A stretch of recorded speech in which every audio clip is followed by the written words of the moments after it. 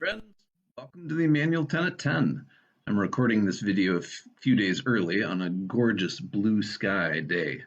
My family and I will be on a short trip to Decorah this Thursday through Saturday. I grew up around there and attended Luther College. We love to go up there together to explore the beautiful trails and waterfalls. Today's weather is so beautiful that I wish we could bottle it and take it with us. This week in our 1 year chronological Bible reading plan, we're beginning to read through the book of Proverbs. It's one of three wisdom books in the Bible: Proverbs, Ecclesiastes, and Job. Each of them gives a unique perspective on how to live wisely in God's good world.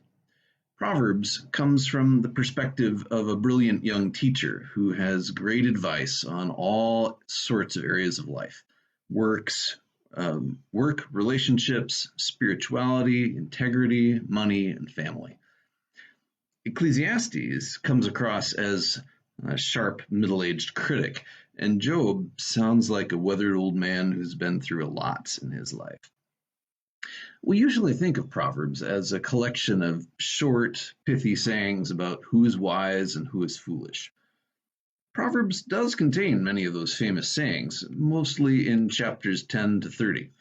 But the book begins and ends with a series of speeches from a wise father and Lady Wisdom, wisdom personified.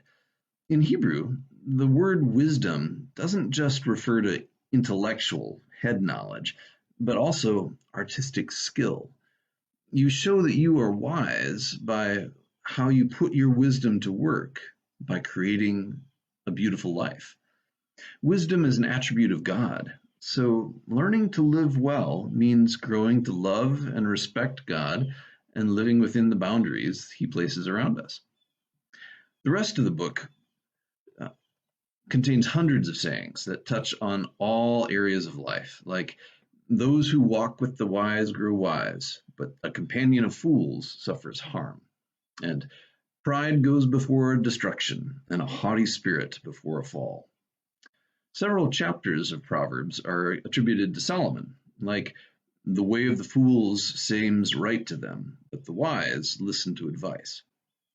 Many of them are quotes that people hang on their walls, like commit to the Lord whatever you do, and your plans will succeed, or as iron sharpens iron, so one person sharpens another, or train up children in the way they should go, and even when they are old, they will not turn from it.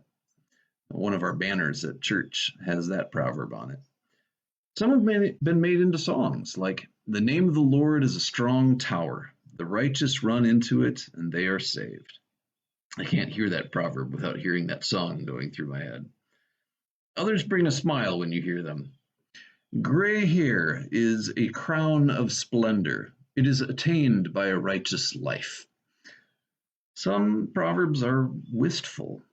Hope deferred makes the heart sick, but a longing fulfilled is a tree of life. Jesus even quoted some of the proverbs.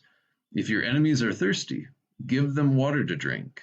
In doing this, you'll heap burning coals on their heads, and the Lord will reward you. God made the world through wisdom, and it is woven through the fabric of the universe. When we act wisely, we are living in harmony with God's wisdom. When we act in harmful, selfish ways, we find ourselves working against God's purposes. Things tend to go better for us when we live wisely, and worse when we don't. But life doesn't always fit into those simple categories of wise and successful, foolish and destitute. A lot of times, bad things happen to good people, while those who do evil seem to flourish. Sometimes suffering happens for no apparent reason. That's why, in addition to Proverbs, we also need the perspective of the other two wisdom books, Ecclesiastes and Job. Next week, we'll be looking at the book of Ecclesiastes. As usual, I've attached a link to the Bible Project's video for this week's readings, part 1 of their series on wisdom, looking at Proverbs. Enjoy watching it with your family, friends, or small group. Hope to see you in worship this weekend as we finish our series on Paul's letter to the Romans. We're starting our summer schedule with one worship service at 9:30. See you there in person or online. Have a great week.